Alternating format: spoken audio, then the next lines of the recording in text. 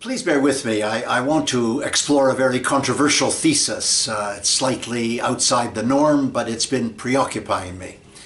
I was disturbed, as undoubtedly you were, when very recently the Bulletin of the Atomic Scientists indicated that the doomsday clock had moved another 30 seconds towards midnight. That means that it's now 2 minutes to midnight. And obviously it approaches midnight because of the premonition of an international nuclear conflagration.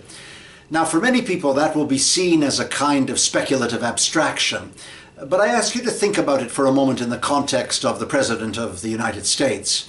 When Donald Trump made his State of the Union address, he was particularly bellicose in those paragraphs and words that dealt with North Korea. Bellicose in a fascinating way because, of course, North Korea and South Korea are now attempting a rapprochement through the Olympics. But it's equally true that the Pentagon is putting in place what we know are arms in case of a war with North Korea, military assets, they call it.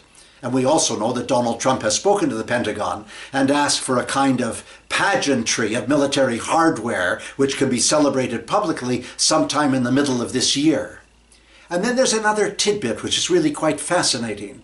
The man whom it was intended to appoint to the role of ambassador to South Korea, whose name has now been withdrawn, was asked in advance of the confirmation hearings whether he was ready to evacuate huge numbers of Americans from South Korea in the event of a war.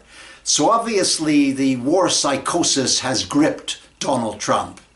Now, put it together with the inquiry into the Trump relationship with Russia that is ongoing, and that becomes a rather serious amalgam.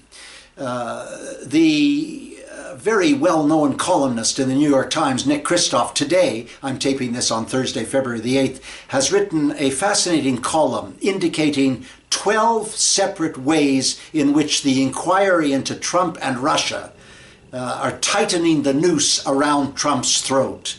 And he may well face prosecution, conceivably impeachment. It's possible that the presidency will explode beneath his seats when the inquiry emerges full throat.